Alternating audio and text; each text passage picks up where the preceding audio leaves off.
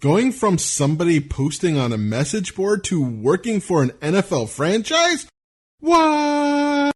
Welcome to the Joyous Expansion Podcast. I'm your host, Brett Dupree, scouring the globe to bring you stories of courage, passion, and resilience. If I could sum up this podcast into one word, I would use empathy. Now let's get inspired. Welcome to the Joyous Expansion Podcast. I am your host once again, Brett Dupree, here to drop some spiritual, wonderful, exponentially, professionally, personal growth knowledge on you. Today I have a wonderful interview with Travis Wingfield, somebody who works for the Miami Dolphins. But first, I am going to be vulnerable about my life. Because if I can't expect me to be vulnerable, how can I expect my guest to be? A lot of times I talk about what's going on in my life, but since I am talking to Travis Wingfield, somebody you do not know, most likely, or actually probably do since you were probably listening to it for him. But I talk about me because, I like people to know who I am, who is the person behind the interviews. I think it's a good idea. What can I say? But I want to talk to you about my Miami Dolphin fandom. Yes, I've been a Miami Dolphin fan since at least 1986 when the Dolphins beat the Bears. That's when it solidified my position as a Dolphin fan. A lot of people ask me how somebody like yourself who grew up and lived in Washington became a Miami Dolphins fan. Was I a bandwagoner? Which is a question I get less and less because the last, 20 or so years as a Dolphin fan, or at least 15 years of a Dolphin fan have been brutal. Very brutal, so I don't get that question anymore. There's a time where the Dolphins rarely had a losing season, was always in the playoff hunt and a lot of times in the Super Bowl hunt and had just some disappointing losses. But basically the story is my dad was a Cowboys fan, or is a Cowboys fan, my uncle's a Raiders fan, and my grandpa was a Broncos fan. And so the idea of rooting for your local team just never entered my mind because I didn't know people really did that. I mean, yes, a couple of my friends were Seahawk fans, but since I moved around a lot, I didn't have like a solid friend base growing up. Every year I went to a new school, and so I didn't really have a close friend who was a Seahawk fan. So just being a fan of the local team, in fact, I always grew up kind of in the Seattle area, at least 20 minutes away for most of my life. It just never occurred to me. I thought people picked their teams, and I, like a lot of kids, like dolphins because they're fascinating creatures. I liked how the colors were different. I thought was kind of important to me. I liked how they weren't samesies or yellow because I was just not a fan of yellow. And I loved Dan Marino, and he was amazing. So when they beat the Bears, I thought, wow, that took so much pride. I loved pride. I loved the story of football. I used to watch NFL films all the time as a kid. That was my favorite. I would have loved the NFL Network as a child. I would have watched that all day. And I'm not joking. I would have. I mean, I would go to the library and there'd only be 5 books on football, and I would get them and read them all, which was sad because growing up being a football fan is weird because just there wasn't this information, especially being out of the state that you live. I used to go to the library when I was in high school to read the week-old Miami Heralds that came on Sunday to get last week's football news of seeing how training camp went and stuff. So when the internet came around, that just changed everything. I mean, fans who were able to go to the training camps were able to write about their experiences. I did what everyone else did on the internet when it came out, is I joined chat rooms, and almost all the chat rooms I joined were about the Miami Dolphins. I actually started on the ESPN Sports chat room back when that existed, and it was ESPNsports.com if I remember correctly, or ESPN.go.com, or maybe it's probably ESPN.AOL.com. And I used to chat on there all day during my work study at the college computer science lab. It's pretty much all I did during that time of just sitting there, not really knowing as much as computers as everyone else who was there. I mean, anyone who's in IT knows that I'm just better at Googling than you are. But then I graduated from there to the Miami Sports Herald Talk, where I still am Facebook friends with a couple people who are from there. And from there, I went to finhaven.com, like so many other Dolphin fans. In fact, one thing Dolphins have a lot is puns. And Finhaven is where I noticed Travis. Wingfield. I think he was Aquamania, I think his name was. And he was a young kid. And interesting thing about him was I was used to being a young kid because I was a college kid, chatting all day on the Miami Dolphin Herald board. And I was a jerk. I started this yearly thing where I called it my manifesto. And I would go through each player and make snarky remarks about people I don't know, to the point where one of the player, Rob Conrad's father, actually sent me a note talking about what a jerk I'm being. I don't know why he did that, because I'm just a random jerk who's like 27 at the time, maybe 26 even, not an actual age of not being a jerk, especially online. I was just being snarky, really. I wasn't saying anything super bad, but so basically, yeah, that's one reason I don't even want to say what name I use, because even now I'm a super positive person in my normal life. I'm still kind of a jerk and snark. Well, I have a snarky sense of humor, and I utilize that on thefins.com. And so, yeah, basically, like my least productive times of my life when it comes to my job is around draft time and in the beginning of the season, because I just want to read everything about the Miami Dolphins. I am obsessed. I am ridiculously obsessed. I get really into it. I'm the type of person who screams at the screen. I don't care if they can't hear me. It's fun. One of the aspects of personal development allows me to enjoy the game in a different way, because I recognize how dumb it is being a fan. I mean, yes, I'm cheering on other people who are doing things, and I recognize how silly that entire process is. It's silly. But the thing is, it's okay if it's silly. There's a lot of things we like that are silly. Not everything has to make sense. Being a football fan does not make sense. And when you recognize the fact that you are doing that, it's just something for fun, and putting your emotional weight and pretty much day on whether some other person does well at throwing, kicking, or running a ball is silly. You're able to not allow it to hit yourself as hard. I'm able to enjoy it in a better way. It's like that enlightenment saying that I've been saying over and over again. Before enlightenment, carry water, sweep the floor. After enlightenment, carry water, sweep the floor. So before personal development, before enlightenment, cheer your football team, boo your football team. After enlightenment, cheer your football team, boo your football team. Really, the only difference is that now I'm able to kind of take a step back and recognize that no matter what energy I put into it, I'm never going to get it back in a way that really matters in life. And I can still enjoy it. I can still be obsessed with it, but it's not tied up to my core identity. I mean, it's still part of who I am and my identity, but when my team loses, I don't allow it to ruin my week. When my team sucks, I don't allow it to ruin my summer anymore. I'm able to enjoy being a fan of sports, even though it is the dumbest, silliest thing in the world, but it's super fun. I love everything about it. Yeah, so the person I'm going to talk about is, I'm going to just give him a brief introduction of, this is probably a little longer, but a brief introduction of how I know him. He's somebody who started off as one of the young kids when I was finally becoming an old person, going closer to my 30s. I was no longer one of the young people on the boards he was, and I just remember this young kid coming in and talking, and he was passionate about the sport. But one thing that always stood out was his posts were super long, like a few other of the good posters. And then he started to break down film and put him in GIFs, which was really cool. And watching him grow and starting to write articles, which was awesome. And then watching him grow as a person. He started his own podcast and then joined a podcast network, and then continued to build and finally got a job on the Miami Dolphins.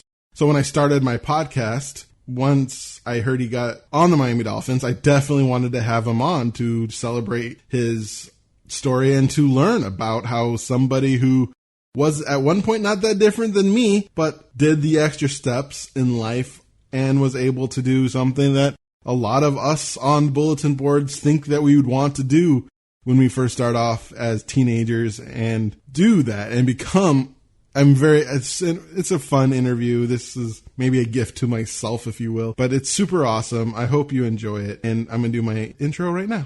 Travis Wingfield is a podcast host, on-air talent, and writer for the MiamiDolphins.com. Growing up a diehard fan of the team, Travis attended Washington State University, where he earned his bachelor's degree in digital technology and culture. As a former host of the Locked On Dolphins podcast, Travis established a brand and audience that consistently appears in the top 200 podcast charts. And now here is my interview with Travis Wingfield. Hello, Travis, and welcome to my podcast. Hey, Brett, thanks for having me. It's been a long time coming. I'm glad to be joining you.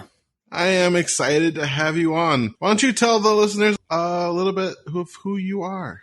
So my name is Travis. I work for the Miami Dolphins, which is crazy to hear me say out loud still to this day. I pretty much tried to find my way into the football media landscape for the first 30 or so years of my life. Didn't really have much success with that, but eventually started finding niche projects to do and got myself into this position, which I'm sure you and I will go over, Brett. So I work for the Dolphins, but I live out by where you are in Washington State. We are moving later this month to South Florida to make that full-time jump into that job, and I'm looking forward to that. I live at home now with my wife and my 1-month-old daughter, so things are going pretty good for us out here despite all the chaos of 2020.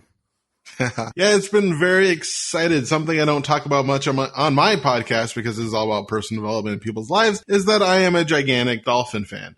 Watching Travis go from somebody who was just like me, some idiot on a bulletin board, to talking to the Miami Dolphins has been a wild ride and it's been really fun cheering them along the way. So let's start at the beginning, back when you were just like me, a regular nobody talking about the Miami Dolphins on a bulletin board. You always wanted to get into, this was your dream, was to get into sports broadcasting or something along those lines? It's a dream that I would say was more of like a delayed dream, or maybe one of those dreams that you just never really considered pursuing seriously. I mean, you mentioned, being a nobody. I mean, I'm still a nobody, let's be honest. No one knows who I am.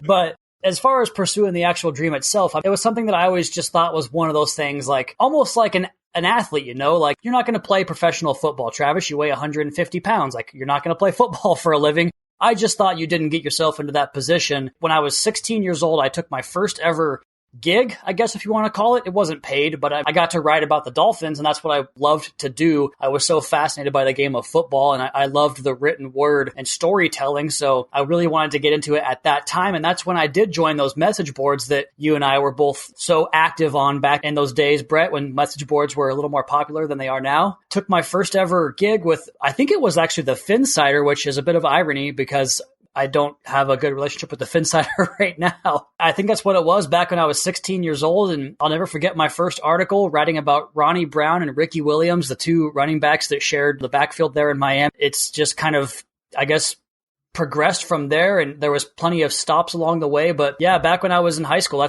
I wanted to be in sports somehow, and the Dolphins were my favorite team, so that kind of narrowed the focus. But I don't think it was ever something I really thought could happen, You started this at 16 of writing. Did you go to college for writing at all, or did you just keep on going? What was your path like? So the problem with my adolescence, I suppose, was that I just didn't really have the motivation or the drive to really capitalize on what high school is. And so I didn't take my grades seriously. I didn't take education seriously. I went to a junior college after high school, but I never had any intentions of taking it seriously. And so after a semester or two, I dropped out and started working really low-end jobs that just were taking me nowhere. At the time, I was going into general studies. Like I said, I had no focus on what I wanted to do. Writing was something that I just did on the message boards in my spare time for fun. It's what I enjoyed to do. And we'll get there eventually, I suppose, here. But at that time, it wasn't really in my mind, no. What was the next step? Because one thing I remember from the early days, one thing that generally set you apart from other people posting is you started to actually look at tape. You started to make little GIFs, and you started to do those things. What got you into actually trying to break down the game of football? That started to come a little bit later. I would say the next step was continuing on that message board with you, Brett. And remember those little badges we had where it was like premium member or columnist or draft guru?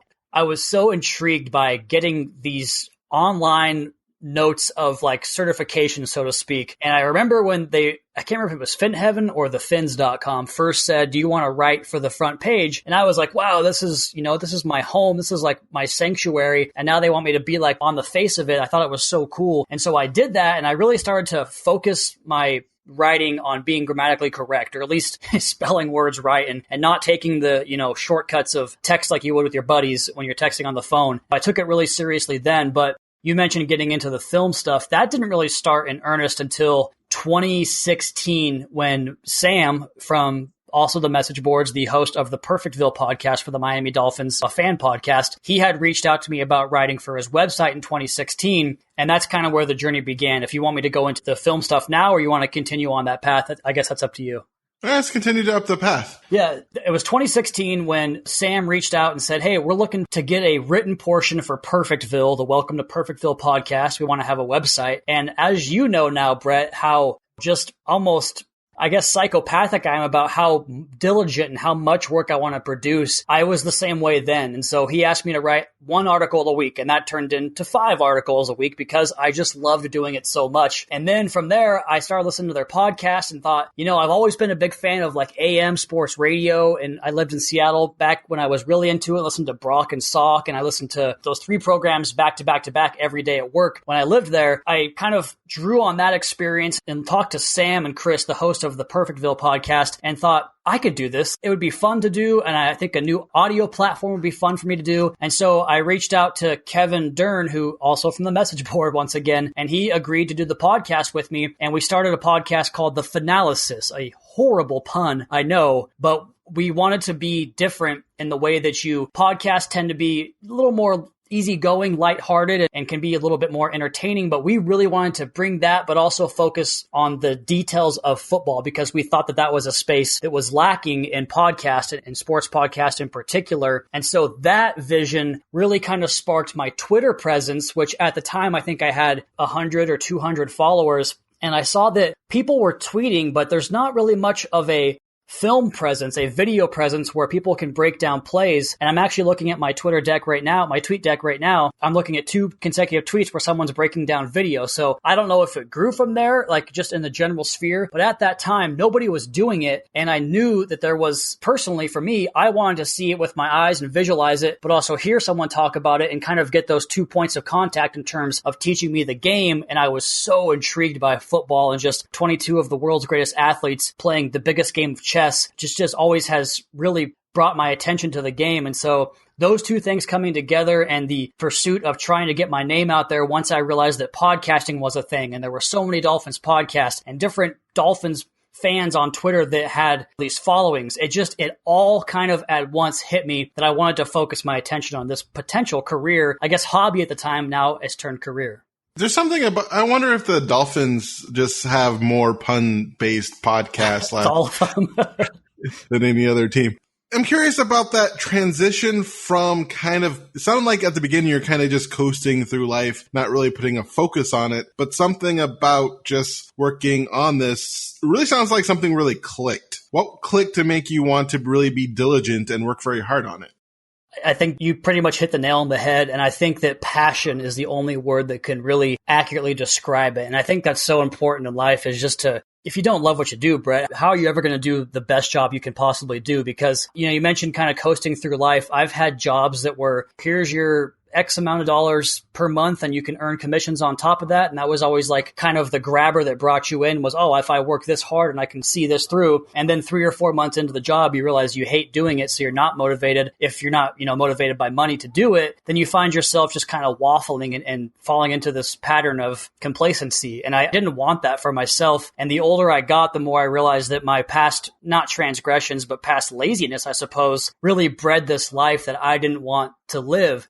I thought, if I'm going to make a change in my life, it's going to have to be something that I'm super passionate about. And so the writing aspect of things, like there was I've probably conceived 25 novel ideas, Brett. I've probably conceived 25 script ideas or television shows. Like, I always knew there was something creative and writing and something that could just really challenge my brain and kind of make me my own boss, I guess, type of job. And those things never came to fruition. And then the podcast came about. And so you marry this desire to be creative and this desire to put pen to paper, as it were, with this passion for the game of football. Those two things just collided and this light went off. This is what I'm supposed to be doing and not wasting my time doing restoration or working for a staffing agency or working in insurance, all these different jobs that I worked that just never, ever resonated with me. And the minute I realized what I wanted to do in football, it was 100 miles an hour, full steam ahead.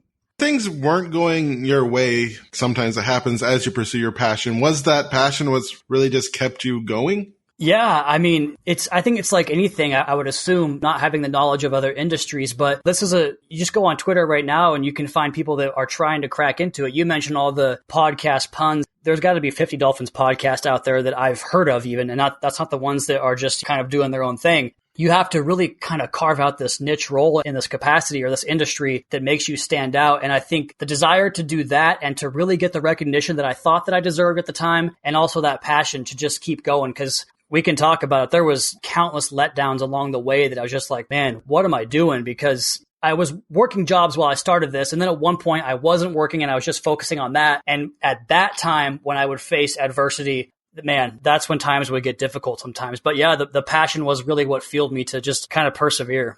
Are you willing to talk about one of those things that knocked you down and how you got yourself back up? Yeah, certainly. It's actually kind of funny how full circle it comes, because I was doing the podcast with what's called Locked On Dolphins. It's part of the Locked On Podcast Network, and they have every sport, every team has a host. It's basically like a local podcast. The idea is to replace AM radio, was kind of the mission statement. I loved that job. I loved doing it. It was a nice side hustle, if that's what we're going to call it. It wasn't something that would bring home family raising type of income or something that I could support myself on even for the rest of my life. It was just at the time I had time and a little bit of extra money to get me through that time so I could try it. And so I was always trying to extend myself to other opportunities. I applied for a assistant job to Andy Benoit of Sports Illustrated, who was really into the X's and O's. And I got myself up into this finalist stage of these like spreadsheets he was having us break down. And I thought I was going to get it, and I got runner-up and didn't get the job. And I was like, man, that was my in. That was my chance to really break into the industry. And then about a year later, my buddy Antoine, who wrote for DolphinsWire.com, he was leaving that gig, and he had recommended me to take over for him. I took that to mean that I was going to get that job. And so I was talking to my wife about next steps, because if we're going to do a Dolphins website and a Dolphins podcast, and I want to continue to grow this, maybe it's time to think about relocating and getting local so I can have more access to the team. And so these life changes were kind of starting to click in my head. And then last minute at the 25th hour, it turned out I didn't get the job. Once that happened, it was so difficult to pick myself up off the mat and say, you got to keep going. And I think one of the things that did keep me going was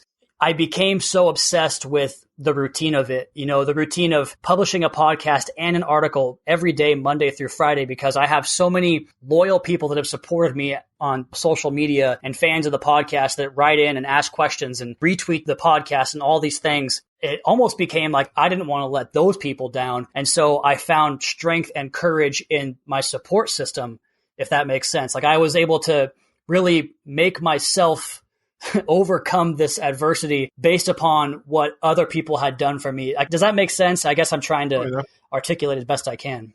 Yeah, it makes a lot of sense. Having a good support system comes up over and over on my podcast on how people keep on going. This is just one thing that's curious for me as somebody who took a while getting used to listening to his own voice. How did you get through that? Did you always want to be an entertainer? How did you create your persona? What do you do to like pump yourself up? Editing, which I hate, but I still do, because how do you get through that roadblock? The voice thing is funny. Like I still think my voice isn't made for radio or podcast, which I mean is hilarious to think about, but I pretty much didn't listen to myself at first there for a while. But after a while, it's like anything else. I think once you do enough, you get used to it. As you know, Brett, listen to the podcast on a regular basis. It is high octane. It is high energy. There's so many things I thought about when it came to being an on-air personality, which, I guess that's what I am. This podcast was supposed to be X's and O's and this kind of doldrums of here's a big lesson, it's like a class. I can't present that in the same tone, the same monotone, and expect to have people want to come back, because no matter how good the information is, if you're not entertaining, then what good does it do? Like, what you hear on the podcast is my personality. And I saw so many different ways that I guess you're supposed to approach it. Like, here's how you're supposed to act in this situation, or here is how you can get more followers or more listeners by doing this thing. And there were so many avenues and detours where I'm thinking, okay, if I focus more on this, then I can grab that audience and bring them in. The more I did it and the longer I did it, I realized if I'm not going to be genuine, if I'm not going to be myself, then there's no way that this can ever be sustainable, because then you're just lying to yourself and you're lying to your audience. And so I thought, super energetic. I completely rely on enthusiasm, and I don't really take criticism all that well, or maybe negative feedback, and all these things that I had to kind of do some introspective searching within myself to find out who I was and what it was that made me tick, made me really realize that if I'm not going to be myself on this podcast, it's not going to work. Everything you hear on Locked On Dolphins and now on the Drive Time podcast is genuine. Like, that's 100% me. There's absolutely no fibbing, no filler. I might stretch the truth on a story or two just to give it some more life, like a comedian would, right? But other than that, it's the genuine article. I didn't want to be this public-facing person, and I guess that's kind of what the aim is to be in South Florida, at least locally, if I wasn't going to be myself. And so that was, I guess, part of the entire introspective process was just be yourself, man. If they like you, they like you. If they don't, then that's fine too. Let's get to the point where you start working for the Dolphins. Tell the story how you got that job. Yeah, it's pretty crazy. So back in 2018, at least it became knowledge to me, I think it was the first year they did it. They used to have this thing called Web Weekend, where they would invite different fan websites, or I guess podcasts as it became more popular, different blogs and stuff like that, to come down for a weekend. You got to like do a whole seminar and meet the other website guys and go to a game and cover a game in person there. They changed that a couple of years back to where you could get 2 games per site, depending on the website, you could get 2 games and 2 tickets to each game to cover a game professionally. And so for someone that, like you, Brett, grew up a diehard fan of the team, to have the idea that I can go to a game and cover it from the press box and go into the locker room and ask, at the time, Adam Gase and Ryan Tannehill a question about the game, it was pretty surreal. And so they invited me down, did 2 of those games, made tons of connections. And that was very, very valuable, was the networking, and just people were saying, I'm a big fan of the podcast. It's cool that they got you down here. And again, that positive reinforcement was just so beneficial to me. And then last year, 2019, did the same thing. And then the real big turning point for me in my career, Brett, was last year's training camp. I must have made the decision 6 or 7 times back and forth that I was going and that I wasn't going, because I was going to foot my own airfare, my own lodging, rental car, all these things that I had to do to get to South Florida from Washington State, mind you, for 10, 12 days and go to practice every single day and cover these practices, because the way I perceived it was I can bring to these training camp reports, which are people want them so much online on Twitter. And I think I can bring what I do on the podcast and the website to training camp. And so I'm going to take advantage of that and really get my name out there, because this is when Dolphins fans, football fans, are most intrigued, right? The start of the season, optimism is springing eternal, all that fun stuff. And so I thought, let's get down there, let's cover it. And I finally made the decision, like, I have to go. I'm going to do it. If it sucks, it's going to suck. If not, great. I got down there, and it's really funny. Like, here, this is kind of a tangent, but the first night I got down there, my wife and I booked the Airbnb for, let's say, July 25th. And I arrived the night of July 24th, but it was past midnight. And so it was technically July 25th.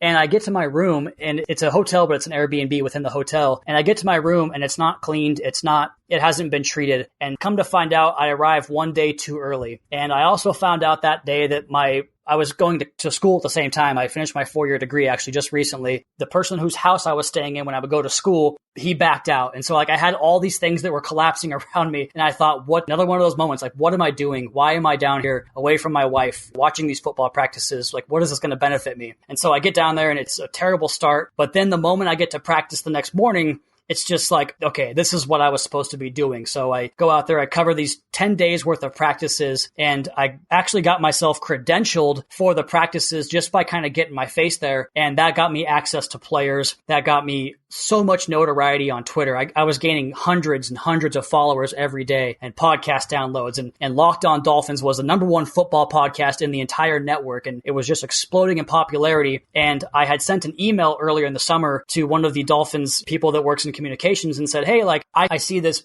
not void, but this area of opportunity for the Dolphins to expand their media coverage internally. And I think that I could be a good asset for you. And I laid out all these reasons, and it just really approached it from the same way I approached my own podcast and my own website, just self-starter, being persistent, and really going after what you want 100 miles an hour with no excuses. And if I'm going to chase this dream, I'm going to do it all the way. And if I fail, I fail. So that was my approach for that. Eventually I get that email return. I get a phone call with someone that was important in the organization. When I come back to the games that I covered at the stadium in the press box a few months later, I got a chance to meet some of these people that I was talking to. And then we came back down for another game in December later that year, had breakfast with this very important person. And he sat down with me and said, "So you ready to do this or what?" And I was like, "Oh, like I didn't know this was the actual like interview or like accepting of the job." But back right around Christmas time, December, I got that offer, and it's been mind blowing ever since. Yeah, congratulations. I remember celebrating that on thefins.com. Thank you. It was so cool. What was it like, that first interview with that first famous football player? Well, luckily I had a chance to kind of warm up to it at first, because being down there for practice and the games earlier, they actually got me an exclusive interview with Devon Godshaw my first day at practice. And that was, you can hear it when I would post the videos, like if I would play the audio on the podcast, you could hear the stuttering in my questions or using kind of. And that's something that a new reporter will use. You kind of had some, good plays out there. You kind of did this, and you can just tell how nervous I was at first. So man, it took a long time. Like those first 2 games in 2018, the first game in the locker room, I was pretty standoffish, wasn't really aggressive in approaching interviews. The second game, the following Sunday, I was like, okay, I've been here. I head in there and don't chicken out, basically. So I did that. But then we come back in 2019, and it's the whole process had to start over again. So I was nervous, not really aggressive, but just like anything else you do, man, the more you do it, the more comfortable you get, the more reps you get, it's just becomes second nature. But that first one, it was nerve-wracking, especially when I got on the Dolphins network, because I think it was Christian Wilkins. I told you I thrive on enthusiasm, right? So he answers the phone. We got on this conference call online, and he pops up, and I'm like, "Oh, there's Christian Wilkins. That's awesome. Like, I love that guy." And then he's like, "Hey, what's up?" And I'm like, "Oh, he doesn't want to be here." You start, all the self-doubt starts to creep in, but after like a question or two, he's his bubbly self once again. And I just was being too hard on myself. So this is something I'd like to ask people who've made it somewhere. How do you deal with the fraud phenomenon? That idea of like, do I really deserve to be here? Oh, buddy, that is a can of worms. You mentioned like the football breakdowns. I told you I'm not a big guy whatsoever, not a football player.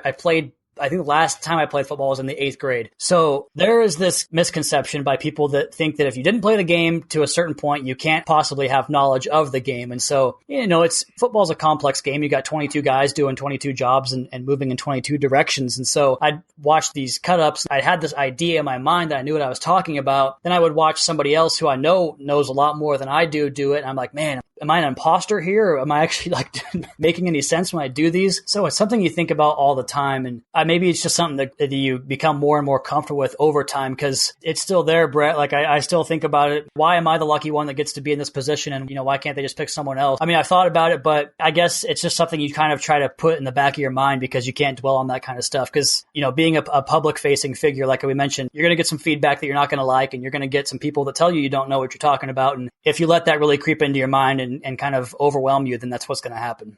So what's been your favorite part about this job? Definitely the access to the team. And I'll be able to expand on that probably more once we actually, if we have football this year, and when we finally get regular circumstances for media, like I'm going to have an office inside the building where the Dolphins practice. Like if I told my 16-year-old self that, I would be like, no, that's not something that actually happens to people, So I definitely just being around the team and being at practice every day and going to every game and team hotel, team charter. It's crazy to think about. And I still haven't experienced it all the way, so I don't think I can properly appreciate it yet, but I plan to. Awesome. Well, definitely should do something to celebrate you. It's a great accomplishment. There's a lot of people out there who want that, and you did it, man. That's awesome. Thank you. It means a lot, especially from, like I said, the support system, all the people that at the Fins and Fin Heaven that were, always providing a platform for me to have these debates and to expand my knowledge. I mean, I talk about it on Twitter all the time. CK Parrott, Chris Kaufman, he's, who he is. I mean, the guy's an absolute freaking whiz, and he knows so much football. So to learn from guys like that and to just sharpen my writing skills, I mean, it wasn't even the classroom. Like, it was a message board. I would learn and I would read off these people that did know more than I did, and I would learn how to write off that. And so it's one of those things where, the village raised you, so to speak. Yeah, standing on the shoulders of giants. Yes. CK Fairhead. We are coming towards the end of our time together, and one thing I like to ask my guests is do a 1 minute of motivation. You can imagine this as if you have a time machine and you're traveling back to your 8-year-old self, and you want to convey everything that 8-year-old self needs to know to live a happy, joy-filled life, but unfortunately you have a minute until you're plopped back into the future. Or you can think of it as taking your life's message and condensing it down to a minute. So are you ready? Yes.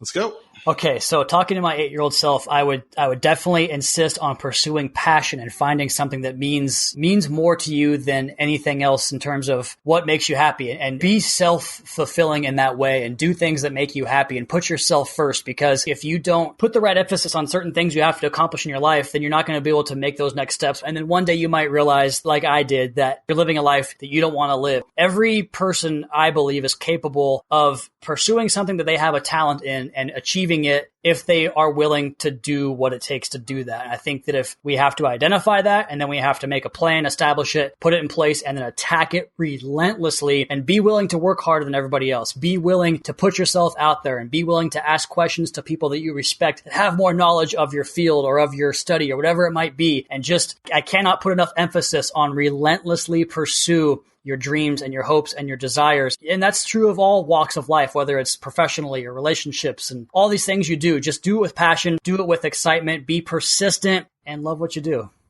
Awesome. Thank you so much for being on my podcast. I was super excited to have you on, as I followed your career since you were, I think, 17 on the message board. It is. And watching you grow through all these years has been a treat. So listening to your actual story has been awesome for me on how you were someone who started out as lazy, but finally one day really started putting the work in, once finding the passion and continuing to go through it, pushing through to a point of, and taking the big leap of going down to Miami when a lot of people probably wouldn't do that. Asking for that job, for your position. If you don't ask, the answer is no. And you asked and the answer turned out to be yes. And now you're on there. And that's just exciting to listen to. So thank you so much for sharing your inspirational story on my podcast. And thank you for your amazing Dolphin interviews. Hey, thanks for having me, Brett. I really appreciate it, man.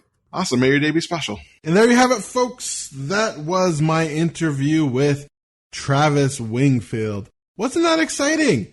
I know, this is my first time ever interviewing somebody who works for the Miami Dolphins, my favorite team of all time. I very much enjoyed listening to his inspiring story on how he worked very hard. I truly believe that success isn't guaranteed, no matter how talented or hard you work, but hard work is how you become successful. The only way to become successful is to push at it, push at it, push at it, push at it. And then finally, hopefully something happens that gets you to that point of success. And hearing someone who started at humble beginnings work really hard at his passion and now as part of the Miami Dolphins is very inspiring to me. One thing that I would also like to point out, he mentions Brock and Sock.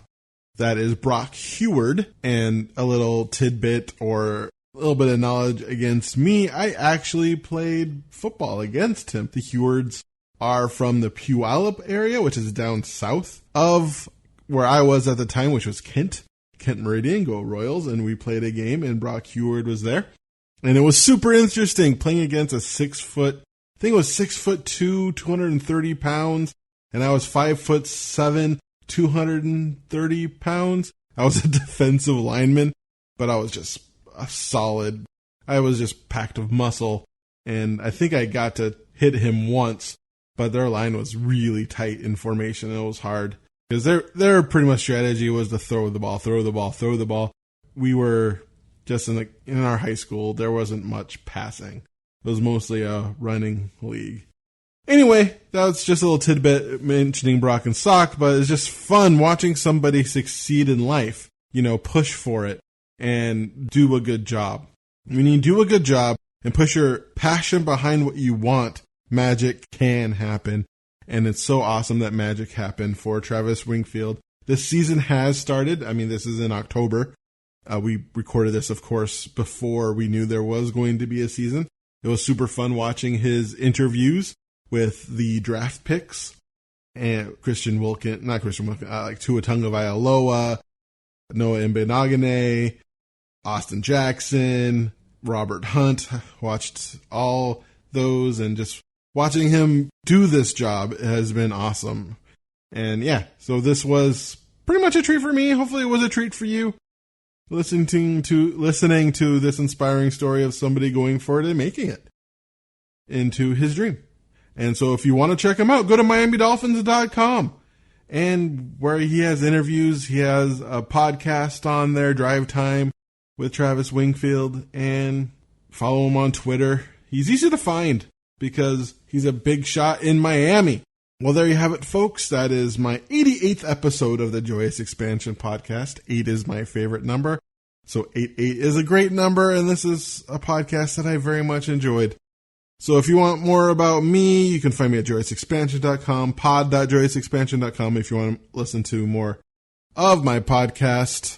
Also, you can find me on LinkedIn, Twitter, YouTube, Instagram at Joyous Expansion, or on Facebook at Increase Your Joy because my SEO game sucks. Like, subscribe, review, anything you can do. Share this podcast to help grow it. I would appreciate you forever. Anyways, I appreciate you forever and love you forever because you got this far. So once again, I am Brett Dupree, your champion of authentic joy, catalyst of transformation for the Church of Awesome, and Joyous Expansion Life Coach, wishing you once again to be love, to be joy, to be awesome. Now play that jingle. JoyousExpansion.com. JoyousExpansion.com. Come and say hello to Brett Dupree. He is an inspirational life coach, good for you and good for me. He turned my life from grey to blue, I'm sure he'll do the same for you. Get in touch and you'll see your life will change dramatically. JoyousExpansion.com. JoyousExpansion.com. Yeah.